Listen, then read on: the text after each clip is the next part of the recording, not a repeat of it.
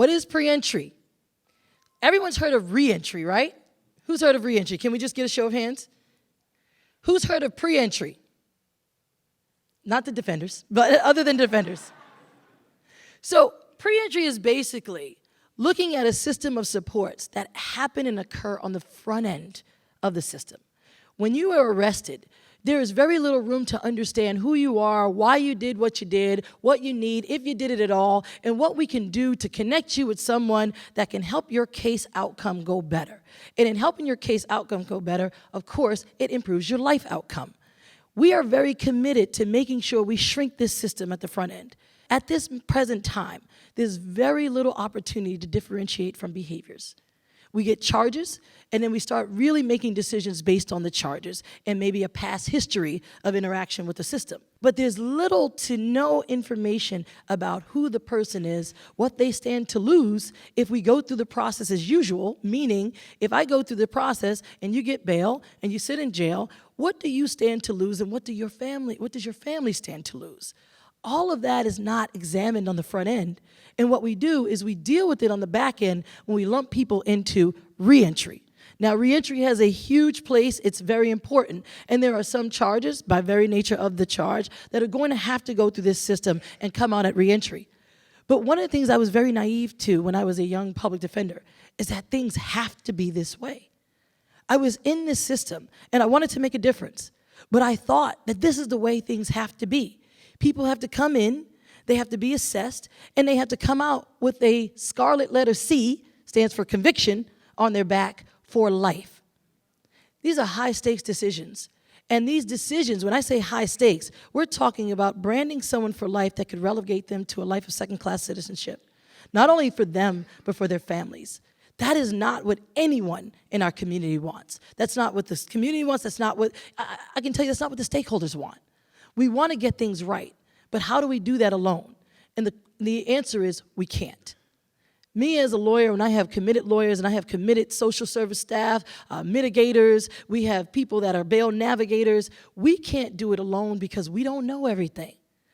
How can we make better decisions and how we can get better information to make sure that people aren't being made more desperate? You. You are the most important commodity here tonight. And so this is why we're gathered here, to hopefully start to create an understanding of what we want to do so that we can move forward and create it for the rest of the world. I've been speaking for about 2.5 minutes, right? That's as long as it takes now for someone to decide your fate when you're arrested. The funny part is I asked Kate to give me that signal. And right now, when someone comes in charged with a crime, we make a 2.5 minute on average analysis as to whether or not you should be in jail or out. How can we do that? These are people. We're not widgets. So this is why we're here to discuss what we can do better. I guess I answered that. What's at stake? Well, when you get arrested, of course, we know jobs are lost. So when people lose jobs, they are no longer contributing to the tax base of the community. They are pulling from it. Losing benefits, that is huge. Sometimes that we have people that come in with benefits, Medicaid, or just public assistance types of benefits. Once you stay in the system a certain amount of time, and I'm not really sure anymore what that time frame is. It used to be, we used to say it was 30. It may have been stretched out. I think Tom Ennis, you can probably answer that. Is it beyond 30 days if you stay in for your health benefits to be cut off? So we have people that come in that are connected to mental health services through Medicaid or through some kind of public assistance. And when in doing that, they are able to keep themselves somewhat stabilized. When they come to the system and they sit in jail, maybe on a low-level bail or whatever else they're sitting in jail on, and they stay day 35, say their case is dismissed, they are now released back into that community without that benefit.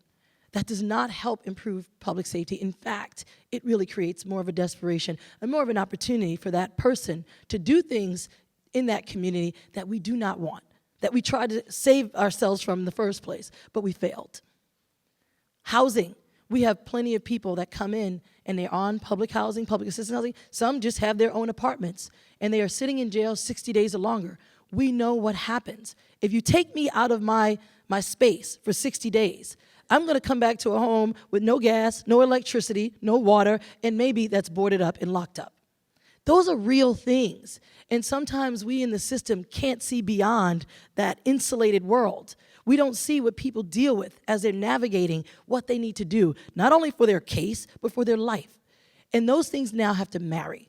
That's what pre-entry is designed to do. Lose kids. We have people whose kids, because they can't take care of them, because they don't have a village or support system, their kids end up in foster care because of our policies and procedures, where if we made better decisions, some of the people don't have to go through that. And of course, they lose hope. They lose hope not in themselves, but they lose hope in everything that's supposed to be put in place to support them. Because if we're here to show what you need or to make decisions based on what you need, why can't we understand what you need?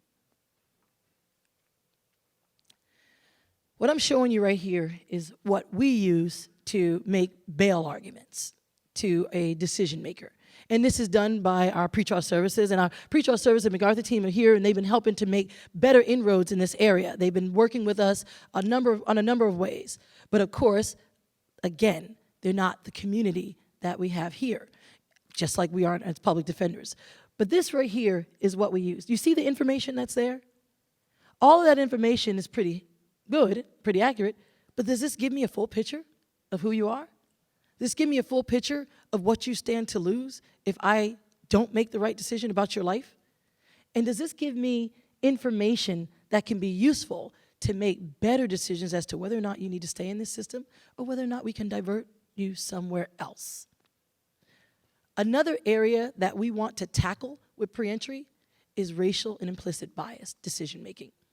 If people are seen as human, if people come in supported, they're going to know your life matters to someone. And if your life matters, I can't treat you as if it doesn't. And so that is one area that we, with all the criminal justice reform efforts we've been doing, we haven't been able to break the mold on racial bias decision making. This system is still heavy with communities of color going in and out each and every time. And that is something that we need to figure out why. It can't be just because people of color commit more crimes.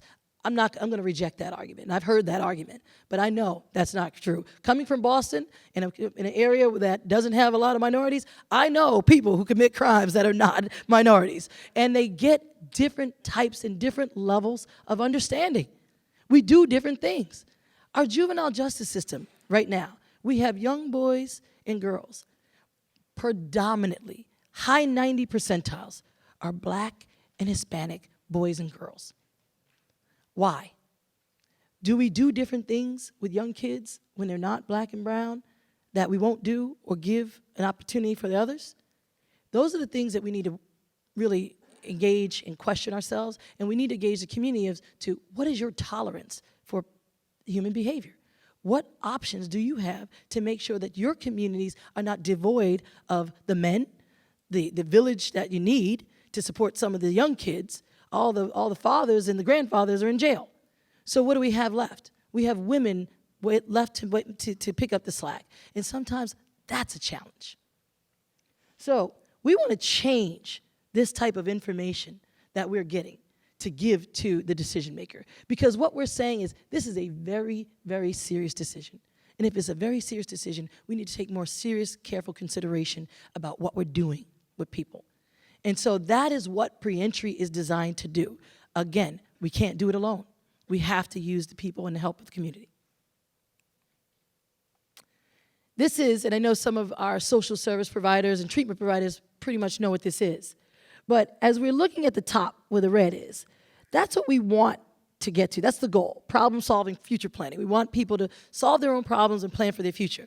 And that's kind of where our speed in the criminal justice system. When someone comes in, we want to tell you, okay, we want you to be this, so we want you to do this. However, all of those things that may help you think about that have not been met. How can I think about my future if I still have housing and basic needs? How can I think about my future if I still have employment, health care, and stability needs? How can I think about that if I don't have my children or if I had no connection to my family? And then if I'm never respected in my own community, if police treat me like I'm fungible or thrown away, how can I think at that level? And here's all the gaps that who fills? I mean, all this and we don't know. You! You! We all feel those. I can't feel those. I don't know the person. Neither can my most amazing genius lawyers and bail navigators and social service experts. But guess who can? Communities. You know the streets, you know the neighborhoods, you know what's lacking, and you know what opportunities are there. So that's what we're trying to get to, a real understanding of people, because we can't process them like they're numbers anymore.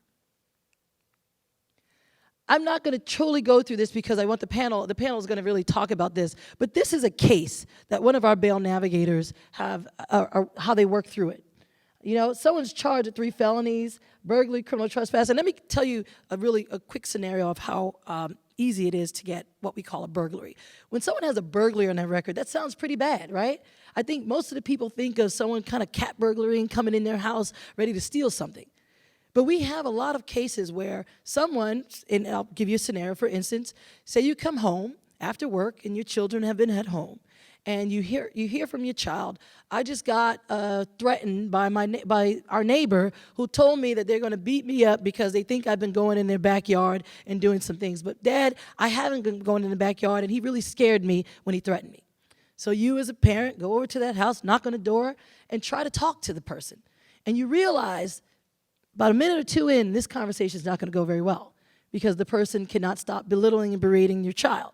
Well, naturally, as parents, and I know I'm one too, someone berates my child, it's going to be hard for me to be, level-headed. I might engage in a heated discussion with someone. Well, we had a case where that actually happened, and the person whose house it was tried to slam the door on the person. And that person put their leg into the door, and as they put their leg into the door, it kind of pushed the door back and shattered a vase and a table that was sitting right next to it. Well, the person left, went back to their house. No physical altercation. Police were called. Police come to the house of the person who went to the neighbor's house to confront them about the child and told them that they were being arrested because the person told them that they came into their home uninvited and they broke glass and other things in their house. That is a burglary, technically. There are a lot of technical charges. And if we look at that charge and we say, person X is charged with burglary, what price is that worth in terms of bail? It's a burglary. It could be a burglary in the first degree because the person is home and you're forcing your way into your house, so they say. There's no mitigation. I'm wrapping up. There's no mitigation. But that right there, that alone, starts a chain of decision-making that is really not indicative of what that incident was or who you are. And that's what we have to stop. This is a case where the person faced a maximum of sentence up to 27 years and was likely to be sentenced for up to 10 years in prison. Well, upon meeting with this person, and we started understanding who they were, the bail advocate swiftly worked to enroll him in an inpatient treatment program and then help him to transition to recovery house. And so at the end of it, the treatment program, let me see, I'm getting this wrong. I think the person was convicted of the misdemeanor, right? That's what it happened. Yes, I'm glad you can read. That's what happened. But that only happened because there was early intervention as to what they needed. Otherwise, the person may have been convicted of a felony, now being branded a lifetime felon. We know what that triggers. And then we would have started working on getting them to treatment. That's how our current process works. We need to shift that thinking. If we shift that thinking, we can make huge inroads, and then we can finally have some of the resources to put back into our communities instead of using it all on a criminal justice system's practice and policies that do not give us the quality of life that we're looking for. So I'm wrapping up so you can hear from the panel. Cherry Gregg is our amazing moderator. I'm loving that she's here today. She does a lot of work on criminal justice related issues, bringing to light and making these things a household discussion, because we need to understand this at its core, and we need to know what we can do. Too many times and too often we make decisions about community without community. So at the end of this night, we're going to ask to take a pledge. We're going to ask to join us in this movement. And we're going to ask you to be a part of this process, not on the outside of the process. And we're going to do it in a series of meetings beyond this room. This is not the end. We're going to come out to your rec center. We're going to come out to wherever you have a gathering. And we're going to really talk about and go through our system structure and say, how can you be a part of it? Not just be a person that's talking about it. Again, That's what we're going to do at the end of it. I'm going to ask our panel to come up. I want to say this. We have created a pretrial unit in our office. And that pretrial unit was not really there. It didn't exist up until 4 years ago. And that's amazing, right? Why didn't this exist? Because we had no real opportunity on that front end. Sarah Allen, our chief of our pretrial unit, she's amazing. She deserves a clap. Because this is 3 years in the making. She not only understood the call, she restructured her unit to do this work. She reached out to program providers and treatment providers and brought them into the fold, and you'll hear from them. But then she created something genius, a position called a bail navigator.